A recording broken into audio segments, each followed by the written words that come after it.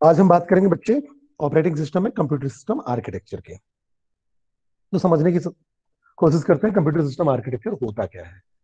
अगर हम computer system architecture की बात करें तो कंप्यूटर सिस्टम आर्किटेक्चर डिफाइन करता है सेट ऑफ रूल्स, जिस रूल के थ्रू एक कहना चाहिए जिस रूल के थ्रू हम सॉफ्टवेयर या कहना चाहिए हार्डवेयर को आपस में ज्वाइन करते हैं, उसको इंटरेक्ट कराते हैं, जिससे कि कंप्यूटर की फंक्शनैलिटी या कहना चाहिए कंप्यूटर प्रॉपरली वर्क कर सके।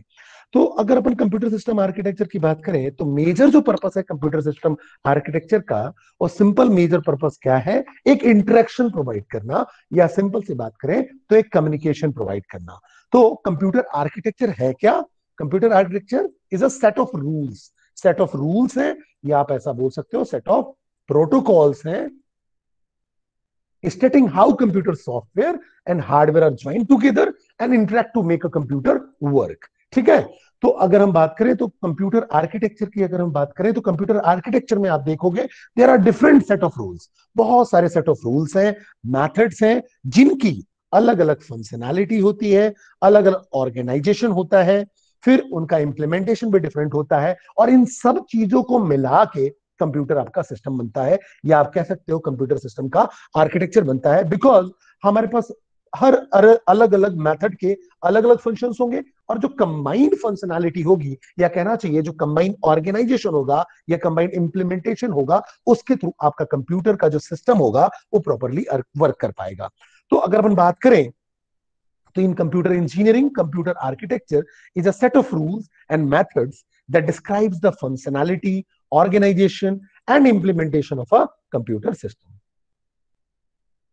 फिर अगर हम बात करें तो इनको हम फर्दर दो पार्ट में डिवाइड कर सकते हैं। एक होता है सिंगल प्रोसेसर और दूसरा होता है मल्टी प्रोसेसर सिस्टम।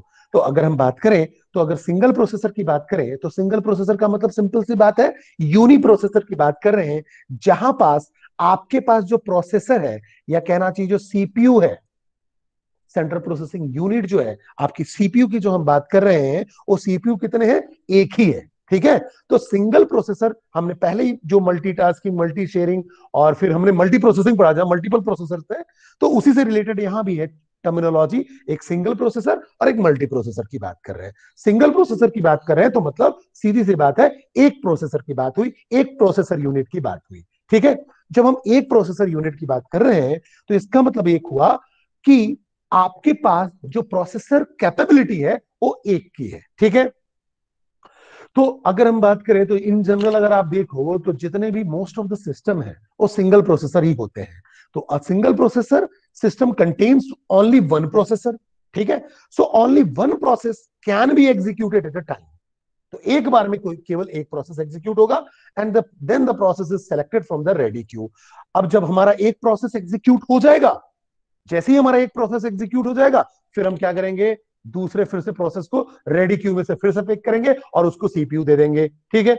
जितने भी जनरल पर्पस कंप्यूटर होते हैं वो आपके सिंगल प्रोसेसर सिस्टम होते हैं। अब एक बात बताइए बच्चे, मैंने आपको पहले बताया था कि जब हमारे पास ऐसा, जब हम क्या करते हैं, एक बार में एक प्रोसेस सेलेक्ट करते हैं और उसको सीपीयू देते हैं, एक बार में हम क्या करते हैं, एक प्रोसेस सेलेक्ट किया और उसको सीपीयू प्रोवाइड कर दिया, ऐसे ऑपरेटिंग सिस्टम को हम कौन सा बोलते हैं?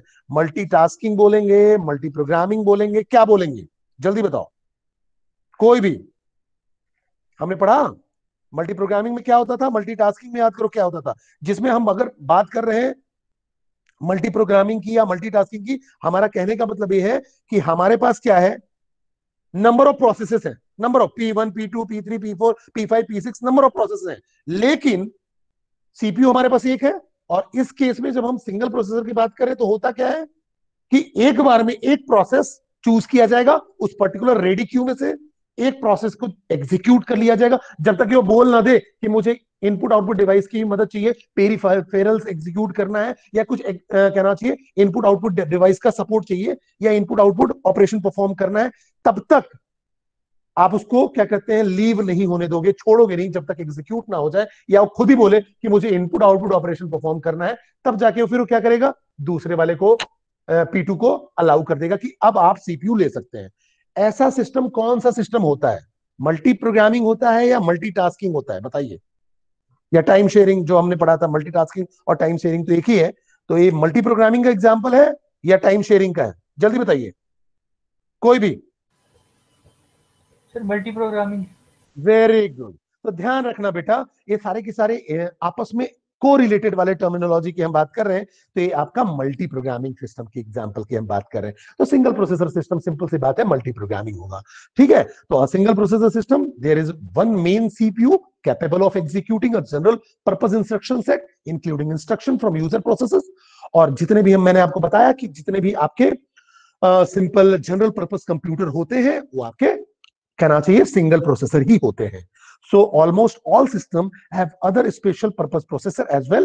They may come in the form of device specific processor such as disk, keyboard, graphics, ये सब तो कंट्रोलर और ग्राफिक्स है। ठीक है, और साथ में आपके पास इनपुट आउटपुट प्रोसेस की कैपेबिलिटीज भी होती हैं। तो ये तो आपका सिंगल प्रोसेसर सिस्टम था बच्चे। दूसरी बात करें तो अगर सिंगल प्रोसेसर सिस्टम में बात करें तो सिंगल प्रोसेस सिस्टम में आप देखो आपके पास डिफरेंट एप्लीकेशंस है। ये एप्लीकेशंस जो है उसको आप बोल सकते हो यहाँ प्रोसेस है P1, P2, P3, P4। ठीक है, अब ये क्या है, ये आपका ऑपरेटिंग सिस्टम मीडिएटर है। अभी जो प्रोसेसर है एक बार में एक P1 को ले लेगा, इसको एग्जीक्यूट करेगा, पूरा एग्जीक्यूट हो जाएगा, फिर इसको फिर P2 लेगा, फिर इसको एग्जीक्यूट करेगा, ऐसे ही P3 लेगा। तो आप देखोगे कि सीपीयू इसमें आपका आइडल कम से कम रहेगा और आपको जैसे ही सीपीयू फ्री होगा दूसरे प्रोसेस को मौका मिल जाएगा। अब अगली बात करें मल्टी प्रोसेसर सिस्टम की। मल्टी प्रोसेसर सिस्टम आपको याद होगा कि मल्टी प्रोसेसर सिस्टम जो होता है उसमें क्या होता है, आपके पास मल्टीपल प्रोसेसर्स होते हैं। जो प्रोसेसर्स होते हैं वो मल्टीपल होते हैं, मतलब जो आपका सीपीयू की बात कर रहे हैं वो आपके मल्टीपल सीपीयूज हैं। ठीक है, तो कोई दिक्कत नहीं है, इसको हम पैरेलल सिस्टम भी बोलते हैं। और इसी को हमने बताया था कि ये टाइटली कपल्ड होता है। टाइटली कपल्ड का मतलब ये हुआ जब आपके पास कहना चाहिए इंडिविजुअल मेमोरी और पेरिफेरल डिवाइसेस या कहना चाहिए बस सिस्टम खुद की ना हो।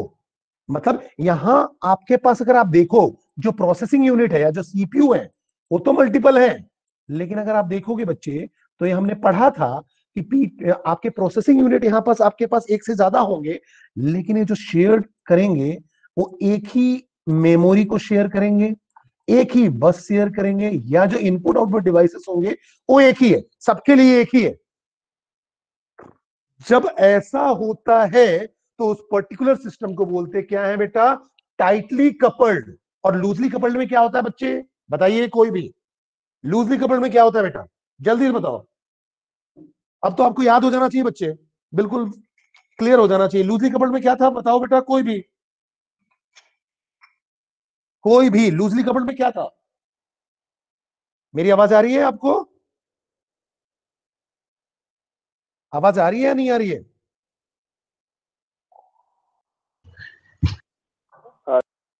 आ रही है।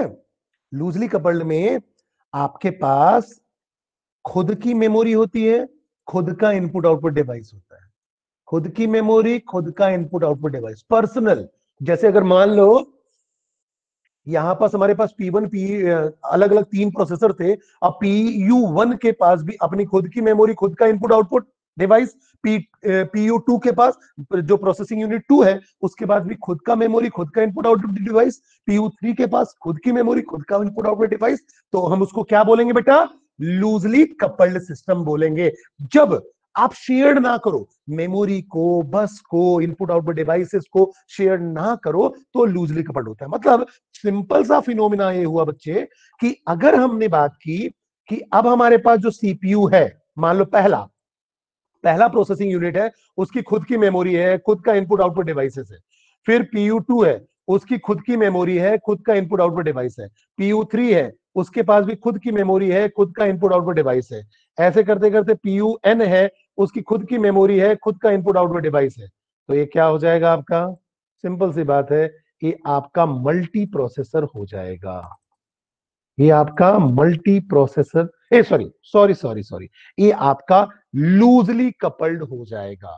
ठीक है, और साथ में मल्टी प्रोसेसर तो है ही, मल्टीपल प्रोसेस है, प्रोसेसर मल्टीपल है तो मल्टी प्रोसेसर तो है ही, लेकिन ये लूजली कपल्ड सिस्टम है। क्यों? क्योंकि क्या है, आपके पास प्रोसेसिंग यूनिट जितनी है उनके सबके पास खुद के इनपुट आउटपुट डिवाइसेस, खुद की मेमोरी, खुद की बस, खुद के पेरिफेरल्स है। ठीक है, तो लूजली कपल और टाइटली कपल्ड में बिल्कुल ध्यान रख लो बच्चे कि टाइटली कपल्ड की अगर हम बात करेंगे तो टाइटली कपल्ड में आपके पास memory, peripheral devices, input output devices, ये जितनी भी चीजें होंगी वो शेयर्ड होती हैं। ठीक है, खुद की नहीं होती हैं, सब लोग शेयर्ड करते हैं। जबकि मल्टी प्रोसेसर सिस्टम में, सॉरी, जो लूजली कपल्ड होते हैं उसमें सबकी अपनी अपनी मेमोरी और इनपुट आउटपुट डिवाइसेस होते हैं। तो यहां हम अगर बात कर रहे हैं तो यहां हम बात कर रहे हैं मल्टी प्रोसेसर सिस्टम की। तो मल्टी प्रोसेसर सिस्टम में हमें ये समझ में आ गया कि आपके पास प्रोसेस यूनिट एक से ज्यादा है। अब प्रोसेस यूनिट एक से ज्यादा हो गए, लेकिन इनके पास जो मेमोरी होगा, जो आपका कहना चाहिए बस होगा, जो आपका कहना इनपुट आउटपुट डिवाइसेस होगा, वो आपके शेयर्ड होंगे। इसीलिए हमने पिछली क्लासेस में डिस्कस भी किया था कि इनकी जो मेमोरी है हमें ज्यादा से ज्यादा रखनी चाहिए। क्यों ज्यादा से ज्यादा रखनी चाहिए? क्योंकि प्रोसेसिंग यूनिट हमने बढ़ा तो दी, लेकिन अब प्रोसेसिंग यूनिट बढ़ा दी तो एक साथ मल्टीपल प्रोसेस एक साथ प्रोसेस हो पाएंगे। इसीलिए आपका ट्रू पैरेलल प्रोसेसिंग यही आपका देखा जाता है, ये आपका ट्रू पैरेलल प्रोसेसिंग सिस्टम है। तो मेमोरी इसकी आपको ज्यादा रखनी चाहिए, और ये आपका टाइटली कपल्ड है क्योंकि ये शेयर्ड करता है। तो such system, multiprocessor system, also known as parallel system और टाइटली कपल सिस्टम। ठीक है, सच सिस्टम है two or more processors in close communication, sharing the computer bus and sometimes the clock, memory and peripheral devices. अब मैंने आपको बताया था बच्चे कि जो मल्टी प्रोसेसर सिस्टम होते हैं उसमें आप एक साथ मल्टीपल प्रोसेस को एक साथ एग्जीक्यूट कर सकते हो, तो बट ऑब्वियस है थ्रूपुट बढ़ जाएगा। ठीक है, अगर आप देखोगे तो मल्टीपल प्रोसेस आप सॉल्व कर पा रहे हो तो कॉस्टिंग भी थोड़ी कम हो जाती है, लेकिन ओवरऑल कॉस्ट तो बढ़ता ही है। तो कॉस्ट तो हम इसका ओवरऑल कहना चाहिए बोलेंगे बढ़ेगा ही। ठीक है, हाँ, रिलायबिलिटी बढ़ गई, ये आप बोलोगे कि इसकी रिलायबिलिटी जो है वो बढ़ गई। क्यों बढ़ गई रिलायबिलिटी बच्चे? क्योंकि रिलायबिलिटी बढ़ने का रीजन ये है कि अब अगर फेलियर होता है, कोई भी फेलियर होता है, फेलियर का मतलब क्या हुआ कि अगर एक आपका प्रोसेसर, जो प्रोसेसिंग यूनिट है, अगर वो फेल हो जाता है तो उसका जो भी लोड होगा वो दूसरे लोग शेयर कर लेंगे। तो सिस्टम आपका स्लो तो हो जाएगा, लेकिन लोड शेयरिंग हो जाएगी, इसलिए ये रिलायबल भी है, ये आपका रिलायबल सिस्टम भी होता है। तो मतलब आप कह सकते हो कि जो डिग्रेडेशन आप बात कर रहे हो, जो डिग्रेडेशन हो रहा है वो ग्रेसफुल है। ग्रेसफुल क्यों है? या आप जो फॉल्ट टॉलरेंट कर रहे हो, फॉल्ट टॉलरेंट का मतलब ये हुआ कि जो फॉल्ट टॉलरेंट कैपेबिलिटी है या जो डिग्रेडेशन है वो ग्रेसफुल है। क्यों ग्रेसफुल है? इसलिए कि अगर कोई आपका जो प्रोसेसिंग यूनिट है वो फॉल्टी होता है या क्रैश हो जाता है, उस केस में जो डिग्रेडेशन होगा वो कंप्लीट डिग्रेडेशन ना होके शिफ्टिंग हो जाएगी लोड की। तो ये आपका रिलायबिलिटी इंप्रूव करेगा और डिग्रेडेशन भी ग्रेसफुल होगा, डिग्रेड नहीं होगा कंप्लीटली। ठीक है, क्योंकि इसमें आप क्या करोगे, सर्विस को प्रोपोर्शनली दूसरे लेवल पे या दूसरे कहना चाहिए प्रोसेसिंग यूनिट पे शिफ्ट कर देंगे। अब मैंने आपको बताया हुआ था कि जो मल्टी प्रोसेसिंग होती है वो दो टाइप की होती है बच्चे, एक होता है एसिमेट्रिक, एक होता है सिमेट्रिक। मैंने आपको बताया था कि जब हम एसिमेट्रिक की बात करते हैं तो यहाँ जो प्रोसेसिंग यूनिट होते हैं, जैसे मैंने बोला P1, PU1, PU2, PU3, फिर मैंने बोला PU4, तो बात ये आती है कि जो भी आपकी प्रोसेसिंग यूनिट है, जो भी प्रोसेसिंग यूनिट है, ठीक है, अब इसमें से कोई एक बन जाता है मास्टर। जैसे मान लो PU1 बन गया मास्टर, ठीक है, और बाकी हो जाते हैं स्लैब।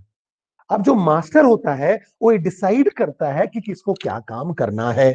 जैसे कि अगर मान लो, अगर मैंने बोला कि PU1 जो है प्रोसेसिंग यूनिट 1 है, वो अगर आपका मास्टर बन गया तो अब वो बोलेगा कि PU2 को क्या काम करना है, PU2 को क्या काम करना है, PU3 को क्या काम करना है, और PU4 को क्या काम करना है। ठीक है, जैसे कि मान लो अगर ये बोला जाए कि मास्टर PU1 ने बोला कि जो PU2 है वो अब क्या करेगा, इनपुट आउटपुट का पूरा काम PU2 करेगा। तो जब भी अगर इनपुट आउटपुट से रिलेटेड अगर कोई वर्क होगा, इनपुट आउटपुट से रिलेटेड कोई अगर प्रोसेसिंग होनी होगी, समझिएगा मेरी बात को, अगर इनपुट आउटपुट से केवल प्रोसेसिंग होगी तो PU2 के पास भेज देगा, और बाकी जितने भी काम होंगे, जितने भी टास्क होंगे, जितने भी प्रोसेस होंगे, वो PU3 और PU4 को ट्रांसफर हो जाएंगे। तो ऐसे आप अरेंज कर सकते हो मास्टर और स्लैब में, जिसमें आपको फायदा मिल जाएगा कि आप प्रॉपरली चीजों को ऑर्गेनाइज कर पाओगे,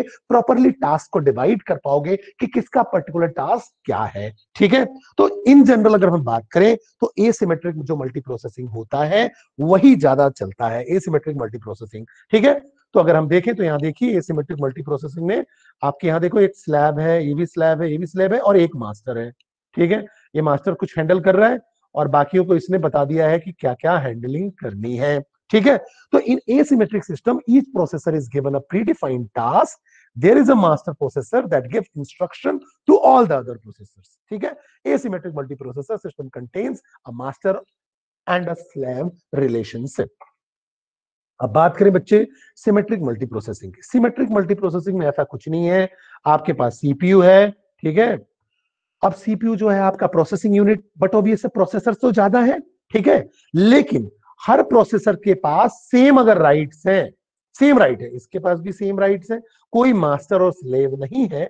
जब सेम राइट अगर है तो आपका कहलाएगा symmetric multi processing. Means CPU has equal rights. One operating system का जो कहना चाहिए एक ऑपरेटिंग सिस्टम होगा जो सारे के सारे सीपीयू को हैंडल करेगा। ऑपरेटिंग सिस्टम एक ही होगा, ध्यान रखना, सीपीयू मल्टीपल है, ऑपरेटिंग सिस्टम एक ही होगा। ठीक है, लेकिन कोई मास्टर नहीं होगा, कोई स्लैब नहीं होगा, सबके पास राइट्स जो होंगे वो बराबर होंगे। तो देखो यहां पास जो आपका सिमेट्रिक मल्टी प्रोसेसिंग में सबके पास देखो प्रोसेसर है, कोई मास्टर कोई स्लैब रिलेशनशिप नहीं है। तो इसका मतलब in this type of system each processor containing a similar copy of the operating system and they all communicate with each other. All the processor are in a peer to peer relationship. सारे के सारे processor peer to peer relationship में होंगे, मतलब कोई master slave वाली बात नहीं होगी, कोई क्लाइंट सर्वर वाली बात नहीं होगी कि बाकी सब क्लाइंट जैसा बिहेव कर रहे हैं और सर्वर ऑर्डर कर रहा है, ऐसी कोई बात नहीं होगी। आप ऐसा भी बोल सकते हो कि अगर हम सिमेट्रिक की बात करेंगे तो सिमेट्रिक में आपके पास जो मेमोरी है वो शेयर्ड है। सिमेट्रिक में मेमोरी आपकी शेयर्ड है, तो ये आपका हो जाएगा टाइटली कपल्ड। ये आपका कैसा हो गया, टाइटली कपल्ड। और यहां जब एसिमेट्रिक की बात कर रहे हैं तो पर्पस सबका अलग अलग हो गया। और अगर शेयर्ड मेमोरी आप नहीं यूज करें, नो शेयर्ड मेमोरी, तो ये आपका हो जाएगा loosely coupled.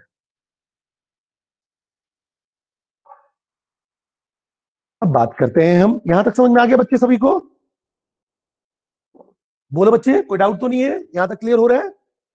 Yes sir. Yes sir.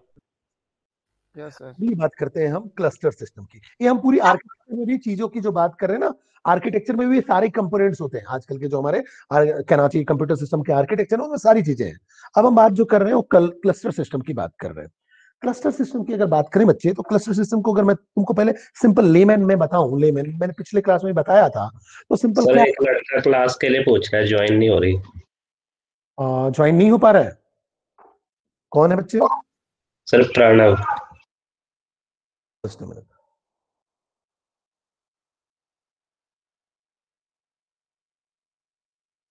Pranav कल से टाइम पे आना बेटा, ठीक है? वैसे ही मैंने तुम लोग को 10 मिनट का टाइम दिया हुआ है आराम से ज्वाइन होने का, ठीक है? टाइम से आया करो, कोई बात नहीं। चलो, हाँ, तो अब हम बात कर रहे हैं बेटा क्लस्टर सिस्टम की, ठीक है? तो अब हम क्लस्टर सिस्टम की बात कर रहे हैं, तो क्लस्टर सिस्टम में क्या है कि अगर हम बात करें बेटा, तो क्लस्टर सिस्टम का मैकेनिज्म आपको ये बोलता है कि आपके पास एक सर्वर है, तो ये मान लिया हमने एस। एस क्या हो गया? एस फॉर सर्वर, ठीक है? अब हमारे पास अलग अलग प्रोसेसिंग यूनिट हो गए, या आप मान लो नोड हो गए, कंप्यूटर ही मान लो, ठीक है? अब ये हमारे अलग अलग प्रोसेसिंग यूनिट हो गए, पीयू, पीयू1, पीयू2 और पीयू3, ऐसे करके हमने मान लिया, पीयू4, ठीक है? ऐसे मान लिया। लेकिन ध्यान रखना बेटा, जो क्लस्टर सिस्टम होते हैं वो होते हैं लूजली कपल्ड। कैसे होते हैं? ये लूजली कपल्ड होते हैं। अगर लूजली कपल्ड होंगे तो इनके पास, अगर आप देखोगे, हर नोड के पास अपनी खुद की मेमोरी होगी, खुद के इनपुट आउटपुट डिवाइसेस होंगे, खुद के पेरिफेरल्स होंगे। मतलब हर नोड के पास मेमोरी भी है इनपुट आउटपुट डिवाइसेस भी है, देखो मेमोरी भी है, इनपुट आउटपुट डिवाइसेस भी है, ठीक है। अब क्या क्या कर दिया हमने, एक से ज्यादा कंप्यूटर का हम क्लस्टर बना दिए, एक से ज्यादा कंप्यूटर का। तो देखो क्यों क्लस्टरिंग क्यों की जाती है, समझना मेरी बात को। क्लस्टरिंग का सिंपल मतलब है ग्रुपिंग। तो देखो क्या हुआ कि अगर हम इसका सिंपल एग्जांपल बनाएं तो हम क्या हुआ कि अगर मान लो कि मुझे 5 सिमिलर पर्सन का ग्रुप बनाना है, तो 5 सिमिलर पर्सन का ग्रुप बना देंगे तो हमारा क्या होगा कि जो काम एक से हम करवा रहे थे, अगर काम हमारा ज्यादा है, बट वो भी ऐसे काम ज्यादा होना चाहिए, तभी पता चला हम एक काम को 5 लोगों से करवाएं जो कि काम एक ही लोग कर पाए, तो उससे कोई मतलब नहीं है। अब हमारे पास काम अगर टास्क बहुत ज्यादा है तो हम क्या कर लेंगे, एक ग्रुप बना दिए, हमने एक ग्रुप बना लिया। अब हमने एक ग्रुप बनाया, अब बेटा जब हमने ग्रुप बना लिया तो ग्रुप ऑफ कंप्यूटर बना लिया, तो हम हैवी वर्कलोड दे सकते हैं। मैंने आपको बताया था पिछली क्लास में भी, जब भी हैवी कंप्यूटेशन की बात आती है, जब भी साइंटिफिक कंप्यूटेशन की बात आती है, जब भी वर्कलोड बढ़ा के प्रोसेसिंग की बात आती है, तब इन सारे सिस्टम की बात होती है। तो क्लस्टर सिस्टम में क्या होता है बेटा, जब वर्कलोड ज्यादा होता है तो हम क्या करते हैं, कंप्यूटर्स के क्लस्टर बना देते हैं, कंप्यूटर्स के ग्रुप बना देते हैं, या आप ऐसा बोल सकते हो कि प्रोसेसिंग यूनिट के ग्रुप बना देते हो आप। अब आपने प्रोसेसिंग यूनिट के ग्रुप बना दिए, ये हमें समझ में आ गया कि अब हमने प्रोसेसिंग यूनिट के ग्रुप बना दिए। अब एक कैसा सिस्टम है, ये ऐसा सिस्टम है जो कि आपका लूजली कपल्ड है। लूजली कपल्ड का मतलब मैंने अभी आपको बताया कि हर प्रोसेसिंग यूनिट के पास अपनी खुद की मेमोरी, अपना खुद का इनपुट आउटपुट, अपनी खुद की मेमोरी, अपना खुद का इनपुट आउटपुट, ठीक है। अब क्या हो गया, अब एक ग्रुप बन गए, तो अब आप क्या कर सकते हो बच्चे कि अब आप high and task perform easily कर सकते हो, क्योंकि एक सर्वर से अलग अलग कंप्यूटर्स जुड़े हुए हैं जिनके जिनके पास खुद की मेमोरी, खुद का इनपुट आउटपुट डिवाइस है। तो बट ऑब्वियस है जो वर्कलोड होगा वो आप बढ़ा के काम कर सकते हो। ये फायदा होता है क्लस्टर सिस्टम का, ये ध्यान रखना, ठीक है। तो अगर हम देखें तो क्लस्टर सिस्टम सिंपल अगर बात करें तो एक पैरेलल सिस्टम जैसा ही है, लेकिन ये पैरेलल है नहीं रियल में। क्यों? क्योंकि पैरेलल सिस्टम का मतलब सिंपल सी बात है, मल्टी प्रोसेसिंग। अगर आप मल्टी प्रोसेसिंग की बात करोगे तो पैरेलल सिस्टम है, लेकिन मल्टी प्रोसेसिंग में आपके पास क्या होता है, प्रोसेसिंग यूनिट एक से ज्यादा होते हैं, ध्यान रखो, प्रोसेसिंग यूनिट एक से ज्यादा हो गए, ठीक है। और प्रोसेसिंग यूनिट एक से ज्यादा होने के बाद दो टाइप का होता है। एक टाइप में आपके पास मेमोरी यहां पर देखो शेयर्ड होती है।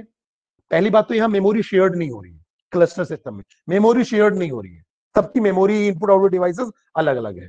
तो यहां पास मल्टीपल सीपीयूज तो है, और क्लस्टर सिस्टम में भी मल्टीपल सीपीयूज है, क्योंकि यहां मैंने आपको बताया कि एक सर्वर, फिर अलग अलग सीपीयूज, देखो सबके पास अलग अलग सीपीयूज है, ठीक है। और सबके पास यहाँ मेमोरी, इनपुट आउटपुट डिवाइसेस सबके अलग अलग है, मेमोरी, इनपुट आउटपुट डिवाइसेस सबके अलग अलग है, मेमोरी, इनपुट आउटपुट डिवाइसेस सबके अलग अलग है, यहाँ देखो मेमोरी और इनपुट आउटपुट डिवाइसेस सबके अलग अलग है, ठीक है।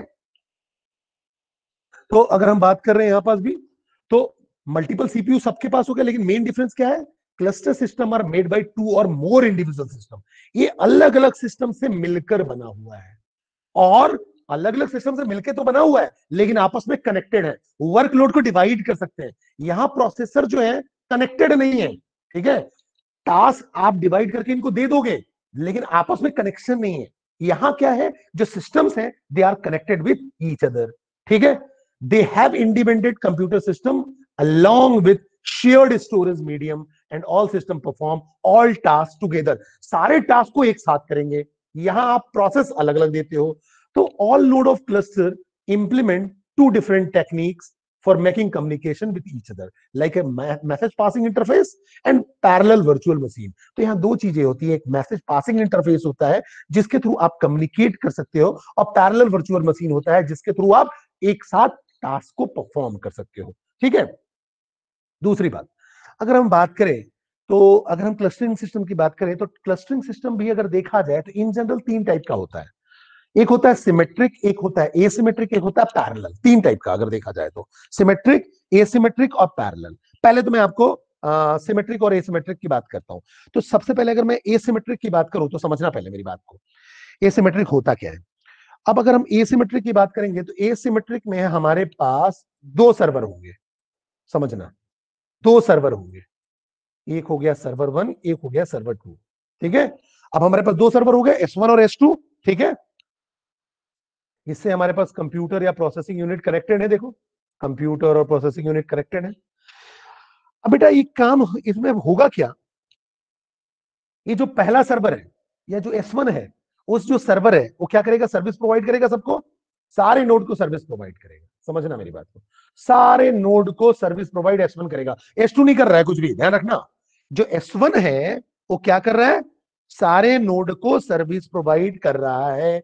मतलब किसको क्या असाइन करना है, किससे क्या कम्युनिकेट करना है, सारा कुछ S1 कर रहा है। S2 जो होता है वो यहां होता है,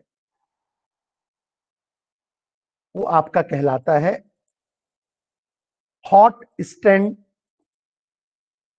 स्टैंड बाई मोड। ये क्या कहलाता है, जो S2 सर्वर होगा वो आपका कहलाएगा हॉट स्टैंड बाई मोड कहलाएगा। अब ये हॉट स्टैंड बाई मोड होता क्या है, समझो मेरी बात को। अगर S1 फेल हो गया, अगर S1 फेल हो गया तो जो ये हॉट स्टैंड बाई मोड में है, मतलब जो स्टैंड बाई में मैंने रखा हुआ है सर्वर, वो आपका एक्टिव हो जाएगा। तो सिंपल सी बात है, फॉल्ट के केस में, क्रैश के केस में, सिस्टम फेलियर के केस में इसका दूसरा वाला जो सर्वर है वो एक्टिव हो जाता है, इसीलिए उसको हम हॉट स्टैंड बाई मोड बोलते हैं। मतलब हमने एक ऑप्शन लेके साथ में रखा हुआ है। अगर एसिमेट्रिक क्लस्टरिंग यूज कर रहे हैं तो सर्वर जो होगा वो दो होगा। एक सर्वर क्या करेगा, पूरी रिक्वेस्ट को प्रोसेस कर रहा है, पूरे काम को देख रहा है, सब कुछ मैनेज कर रहा है, ठीक है, सारा कम्युनिकेशन कर रहा है, सारा वर्चुअल जो परफॉर्मेंस है वो सारा कुछ दे रहा है, ठीक है। कब तक दे रहा है, जब तक ये फेल नहीं हो रहा है। जैसे ये फेल होगा, फेल होने के केस में S2 ऑटोमेटिकली एक्टिव हो जाएगा। तो ये स्टैंड बाई होता है इस केस के लिए कि अगर आपका सिस्टम फेलियर होता है, अगर सिस्टम क्रैश होता है, तो ऑटोमेटिकली S2 जो है सारे टास्क परफॉर्म करने लगेगा। तो फॉल्ट प्रॉपरली या फॉल्ट को प्रॉपर हैंडल करने के लिए यहां पास जो हॉट स्टैंड बाई मोड होता है वो यूज में आता है। समझ में आया या नहीं आया बच्चे, बताओ ये चीज क्लियर हुई या नहीं हुई, बोलिए बच्चे, बोलो बच्चे, क्लियर हुआ या नहीं हुआ, कोई भी? Good, very good. तो इस ध्यान रखना कि एसिमेट्रिक जो आपका क्लस्टरिंग है, एसिमेट्रिक क्लस्टर में हमारे पास दो सर्वर क्यों थे, ठीक है। तो यहां देखो, यहां पास मैंने आपको अलग डायग्राम से भी समझाया हुआ है कि यहां देखो, एक हमारा सिंपल एक हॉट स्टैंड सर्वर हो गया, ठीक है, और एक सिंपल हमारा कहना चाहिए नॉर्मल सर्वर होगा। तो दो सर्वर होंगे, सिंपल सी बात है, S1 और S2, ठीक है। तो in this cluster system, one node in among all nodes in the cluster system is getting at hot standby mode, and other left nodes run require media replication. Hot standby mode is totally safe from failure, and this hot standby node is also part of the cluster system. और जैसे ही क्या कहना चाहिए, कोई fail होगा तो fail होने के केस में जो हमारा हॉट स्टैंड बाई रखा हुआ है वो एक्टिव हो जाएगा। फिर हम बात करते हैं बेटा सिमेट्रिक क्लस्टरिंग सिस्टम की। अब अगर सिमेट्रिक की बात करना है तो इस एग्जांपल से पहले मैं आपको दूसरा एग्जांपल बताता हूं, उसको समझना। इसमें आपके पास अगर दो सर्वर है, समझ लो, पहले मैं अगर एग्जांपल दूं कि दो सर्वर है, उससे ज्यादा भी हो सकते हैं, दो सर्वर है और ये आपके नोड्स हो गए, मान लो ये कंप्यूटर्स हो गए या प्रोसेसिंग यूनिट हो गए। अब दोनों ही के दोनों एक्टिव हैं, ठीक है ना, कोई हॉट स्टैंड बाई में नहीं है, दोनों एक्टिव हैं, ठीक है। दोनों क्या कर रहे हैं, प्रॉपर कम्युनिकेट कर रहे हैं, दोनों ही क्या कर रहे हैं, ऑपरेशनल वर्क देख रहे हैं, दोनों ही प्रोसेस के काम देख रहे हैं, दोनों ही टास्क एग्जीक्यूट कर रहे हैं, दोनों ही लगे हुए हैं। मतलब कोई हॉट स्टैंड बाई मोड में नहीं है। तो एसिमेट्रिक में क्या होता है, एक हॉट स्टैंड बाई मोड में इसलिए रखा रहता है कि फॉल्ट के केस में दूसरा चलना, यहां ऐसा नहीं होता है, ठीक है। तो in symmetric clustering system, two or more nodes all run application as well as monitor each other, run भी करते हैं, मॉनिटर भी करते हैं। This is more efficient than asymmetric system as it keep all the hardware and doesn't keep a node merely as a hot standby. इसमें सारे node active होते हैं आपके, सारा सर्वर नोड एक्टिव होता है। तो सारा सर्वर नोड एक्टिव होगा तो बट ऑब्वियस है जो लोड होगा वो प्रॉपरली हैंडल होने के चांसेस और बढ़ जाएंगे, ठीक है। और फेल होगा तो वैसे भी डिस्ट्रीब्यूट हो ही जाना है, लेकिन इसमें हॉट स्टैंड बाई नहीं रहेगा, एक्टिव सारे रहेंगे, ध्यान रखना। तो ये डिफरेंस होता है सिमेट्रिक और एसिमेट्रिक में। नेक्स्ट बात करें हम, अगर पैरेलल क्लस्टर सिस्टम की हम बात करते हैं। अब अगर देखो पैरेलल क्लस्टर सिस्टम की अगर आप बात करोगे ना, तो पैरेलल क्लस्टर सिस्टम में होता क्या है कि आप जो भी प्रोग्राम आपका होता है, ठीक है, उसको आप क्या करते हो, अलग अलग पार्ट में डिवाइड कर देते हो, अलग अलग पार्ट में आप डिवाइड कर देते हो और पैरेलली इसको आप प्रोसेस कर देते हो, ठीक है, तो parallel cluster system allow to multiple user to access similar data on the common shared storage system. This system is created by a special software version in other application. मतलब आप सिंपल क्या कर रहे हो, क्या अलाउ कर रहे हो, मल्टीपल यूजर्स को अलाउ कर रहे हो, किसको, सिमिलर डेटा को एक्सेस करने के लिए कॉमन शेयर्ड सिस्टम में। तो जब आप मल्टीपल यूजर्स को अलाउ करते हो और जो कि सेम सिमिलर डेटा को एक्सेस कर पाए, तो हम ऐसे सिस्टम को बोलते हैं पैरेलल क्लस्टर सिस्टम। आप इसको ऐसा भी समझ सकते हो कि आपका प्रोग्राम है, आपने उसको अलग अलग पार्ट में डिवाइड कर दिया और प्रोसेस एक साथ कर दिया, तो मल्टीपल यूजर्स के लिए अवेलेबल हो गया और प्रोसेसिंग होती भी जा रही है। तो क्या हो रहा है, पैरेलली सारे की प्रोसेसिंग भी होती जा रही है, पैरेलली एग्जीक्यूशन भी होता जा रहा है। नेक्स्ट बात करते हैं बच्चे। तो अब हमने देख लिया कि क्लस्टर सिस्टम में हमारे पास क्या है, हमारे पास नोड्स या कहना चाहिए प्रोसेसिंग यूनिट का क्लस्टर है जो आपका कनेक्ट है, ये आपका डेटा स्टोरेज हो गया। अब इसमें आपका सिंपल सी बात है, स्टोरेज एरिया से कनेक्ट होने के लिए ये आपस में इंटरकनेक्ट होते हैं, इंटरकनेक्ट होके कम्युनिकेशन करते हैं डेटाबेस से, और बीच में हमारा क्या होता है, सर्वर होता है जो रिक्वेस्ट को हैंडल करता है, आइदर इन सिमेट्रिक फैशन और इन एसिमेट्रिक फैशन, और पैरेलली आप मल्टीपल यूजर्स को अलाउ कर देते हो साइमल्टेनियस एग्जीक्यूशन के लिए। अब बात करें हम ऑपरेटिंग सिस्टम स्ट्रक्चर की, तो ऑपरेटिंग सिस्टम का जो जनरल स्ट्रक्चर है बेटा, उसमें अगर अपन बात करें तो हमारा जो मेन पर्पस होता है वो मल्टी प्रोग्रामिंग होता है। मतलब आपको क्या करना है, सीपीयू यूटिलाइजेशन बढ़ा देना है, सीपीयू का यूटिलाइजेशन बढ़ा देना है।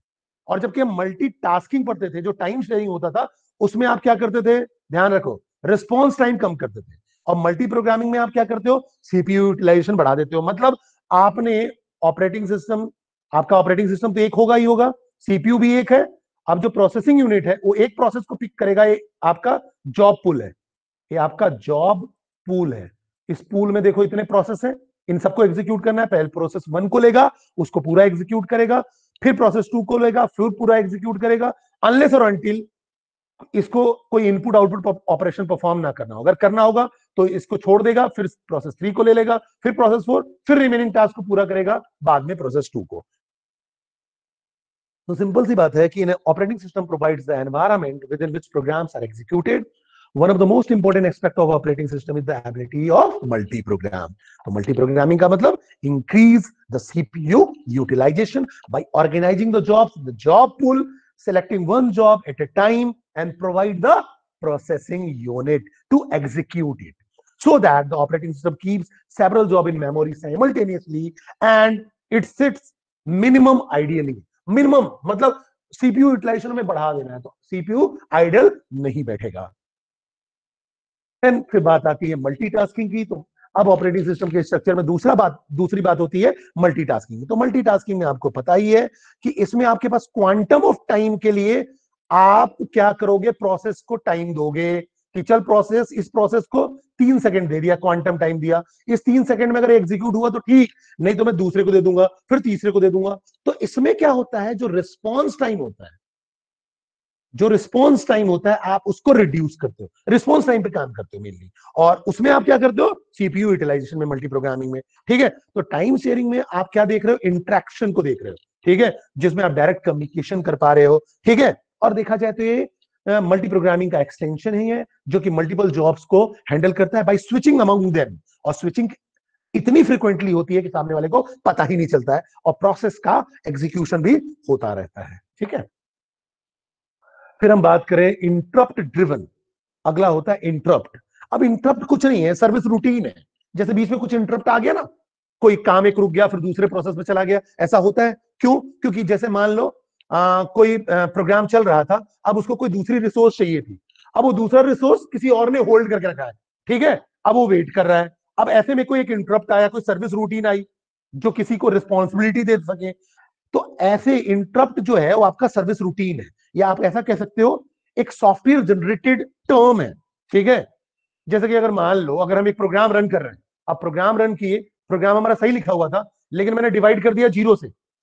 अब जैसे ही 0 से डिवाइड किया तो एक इंटरप्ट आ जाएगा ना, division bye 0 is not possible, या मेमोरी जितनी रिक्वायरमेंट आपने मांगी वो मेमोरी अवेलेबल नहीं थी, तो क्या आ जाएगा, इनवैलिड मेमोरी एक्सेस। तो इंटरप्ट जो होता है, interrupt driven is a modern operating system trap और an exception is a software generated interrupt. ये क्या है? एक सॉफ्टवेयर जनरेटेड इंटरप्ट है जो कैसे आता है? एरर जनरेट होने से या लॉजिकल कॉन्सिक्वेंसेस में आपकी दिक्कत होने से। ठीक है, तो for example division by zero हो गया, या इनवैलिड मेमोरी एक्सेस हो गया, और bye a specific request from a user program that an operating system service be performed. The interrupt driven nature of an operating system defines that system general structure. For each type of interrupt, separate segment of code in the operating system determine what action should be taken. तो interrupt क्या है? An interrupt service routine is provided that is responsible for dealing with the interrupt. तो service routine जो होते हैं वो deal करते हैं कि ये इंटरप्ट क्या करेगा। ठीक है, since the operating system and the users share the hardware and software resources of the computer system, we need to make sure that an error in a user program could cause problems only for the one program that was running. अब बात करते हैं हम colonel की। Colonel मैंने आपको बताया ही था कि अगर हम कर्नल की बात करते हैं, जैसे ही ऑपरेटिंग कहना चाहिए आप सिस्टम को चालू करते हो, ठीक है, तो कर्नल क्या होता है? कंप्यूटर का प्रोग्राम है जो आपके ऑपरेटिंग सिस्टम का कोर पार्ट है। ठीक है, तो अगर हम कर्नल की बात करें तो कर्नल करता क्या है? जैसे ही आपने प्रोग्राम कंप्यूटर को बूट किया, या कहना चाहिए आपने कंप्यूटर को स्टार्ट किया, तो जैसे ही आप कंप्यूटर को स्टार्ट करते हो वैसे ही आपका क्या आता है? कर्नल इन्वोक होता है, और तब जाके आपका बूटिंग चालू होता है और ऑपरेटिंग सिस्टम आपका मेन मेमोरी में आपका जाता है। ठीक है, ये अपन ने पढ़ा हुआ था। ठीक है, तो कर्नल सिंपल अगर हम बात करें तो kernel is a computer programme.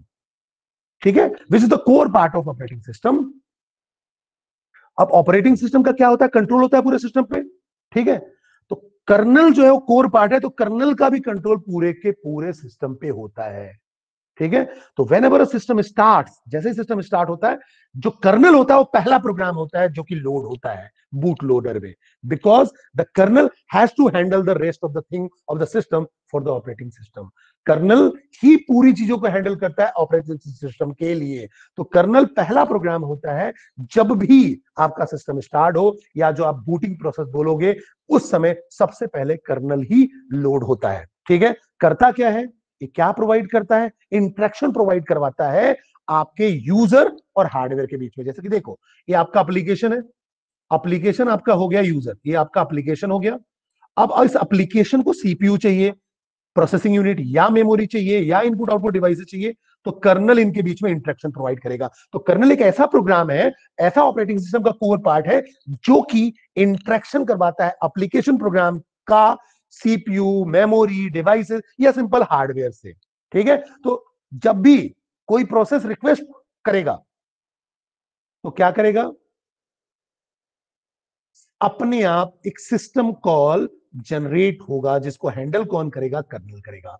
तो when a process makes a request, कोई भी प्रोसेस रिक्वेस्ट करेगा to the kernel, then it is a called system call. तो इसी को हम क्या बोलेंगे? System call. जब भी कोई प्रोसेस रिक्वेस्ट करता है तो उसको हम सिस्टम कॉल बोलते हैं। सिस्टम कॉल कर्नल के पास गया और कर्नल क्या करेगा? इंटरेक्शन करवाएगा हार्डवेयर से। ठीक है, अब अगर हम बात करें तो दो मोड होते हैं। अगर हम ऑपरेशनल मोड की बात करें तो दो मोड होते हैं ऑपरेशन के। एक होता है यूजर मोड, ठीक है, ये भी मैंने आपको बताया था। एक होता है यूजर मोड, एक होता है कर्नल मोड। ठीक है, और कर्नल मोड को हम सुपरवाइजर मोड, सिस्टम मोड या प्रिविलेज मोड बोलते हैं। ठीक है, ठीक है। अब इसमें देखो होता क्या है, यूजर मोड मतलब यूजर व्यू, जो एप्लीकेशन प्रोग्राम वाली बात कर रहे हैं, एप्लीकेशन लेवल की बात कर रहे हैं, वो यूजर मोड हुआ। कर्नल मोड मतलब ऑपरेटिंग सिस्टम की बात कर रहे हैं जो कि हार्डवेयर से इंटरेक्ट कराएगा। ठीक है, तो अगर हम बात करें तो यहां जो आपका मोड बिट है, वो मोड बिट क्या इंडिकेट करता है? अगर कर्नल है तो 0 इंडिकेट करेगा, और यूजर है तो 1 इंडिकेट करेगा। ध्यान रखो, दो टाइप के मोड है, यूजर मोड और कर्नल मोड। यूजर मोड मतलब एप्लीकेशन, एप्लीकेशन या आप बात कर लो आप प्रोसेस। ठीक है, प्रोसेस ने रिक्वेस्ट किया तो रिक्वेस्ट किसके पास जाता है? कर्नल। कर्नल का काम क्या है? हार्डवेयर से इंटरेक्ट कराना सिस्टम कॉल के थ्रू। ठीक है, अब इसमें बिट से आप पहचान सकते हो कि ऑपरेशन क्या परफॉर्म हो रहा है। तो बिट यहां जो होता है उसको बोलते हैं मोड बिट। अगर करंट मोड कर्नल है तो 0 हो जाएगा, यूजर है तो 1 हो जाएगा। ठीक है, मतलब इंडिकेशन कर्नल का 0 से और यूजर का 1 से। ठीक है, तो जो डुअल मोड ऑपरेशन है वो आपका बनता है यूजर मोड से और कर्नल मोड से। कैसे यूजर मोड से? कैसे? ये आपका एप्लीकेशन जो हुआ अगर हम बात करें, ये आपका यूजर मोड की बात हुई और ये आपका कर्नल मोड, ये 0 आपका A1, ये मोड बिट, ठीक है। तो dual mode of operation provide us with the means for protecting the operating system from errant users and errant users from one another. मतलब ये क्या करता है, प्रोटेक्ट करता है ऑपरेटिंग सिस्टम को। कैसे प्रोटेक्ट करता है, जैसे कि मान लो यूजर ने प्रोसेस किया, ठीक है। अब जब यूजर प्रोसेस करेगा तो प्रोसेस को एग्जीक्यूट करना है, क्या कॉल करेगा, वो सिस्टम कॉल करेगा। जब वो सिस्टम कॉल करेगा तो यहां कर्नल के पास जाएगा, तो मोड बिट कितना हो जाएगा, 0। सिस्टम कॉल को एग्जीक्यूट करेगा, जब सिस्टम कॉल एग्जीक्यूट हो जाएगा तो वैल्यू रिटर्न करनी है। वैल्यू रिटर्न हो नहीं होगी, वो किसको होगी, यूजर को। तो अब वैल्यू कितनी हो गई, देखो यहाँ 1, जब यहाँ आया था 0 था, और जैसे ही यूजर को जाने लगी तो 1 हो गया, ये रिटर्न हो जाएगा सिस्टम कॉल को। तो यूजर मोड बिट 1 हो गया, कर्नल मोड बिट यहाँ देखो 0 है, ठीक है। तो इससे क्या हो जाएगा कि हमें पता चल जाएगा कि ये जो एप्लीकेशन है, ये जो प्रोसेस है, इसको हमको एग्जीक्यूट करना है। अगर सिस्टम कॉल हुआ, मोड बिट 0 हुआ और वो प्रॉपरली कर्नल ने उसको एग्जीक्यूट कर दिया, तो उसको मोड बिट कितना हो जाएगा, 1 मिल जाएगा। 1 जैसे ही मिलेगा तो इसका मतलब इसको प्रॉपरली हमको एग्जीक्यूट करना है, तो यूजर मोड में जाके 1 हो जाएगा। तो अगर हम बात करें ड्यूअल मोड ऑपरेशन में, तो ड्यूअल मोड ऑपरेशन में हम ये देख सकते हैं कि we accomplish this protection by designing some of the machine instruction that may cause harm as privilege instruction। मतलब हम कुछ मशीन इंस्ट्रक्शन बना सकते हैं इस चीज को हैंडल करने के लिए, जिससे आपको ये पता चल सके कि किसकी प्रिविलेजेस है, कौन एक्सेस कर पाएगा या नहीं कर पाएगा, ठीक है। तो इससे ये समझ में आता है कि it is an attempt to execute a privilege instruction. मतलब प्रिविलेज वाले को आपको एग्जीक्यूट करना है in user mode. The hardware does not execute the instruction but rather treat it as illegal and traps it to the operating system. इसका मतलब ये हो गया कि यहां हार्डवेयर एग्जीक्यूट नहीं कर रहा है, लेकिन कर्नल के थ्रू हमें पता चल पा रहा है कि हमको इसको एग्जीक्यूट करना है कि नहीं करना है। अगर एग्जीक्यूट करना है तो उसको हम उस डुअल मोड में 1 कर देंगे और उस यूजर को हम 1 भेज देंगे, ठीक है। Is that clear to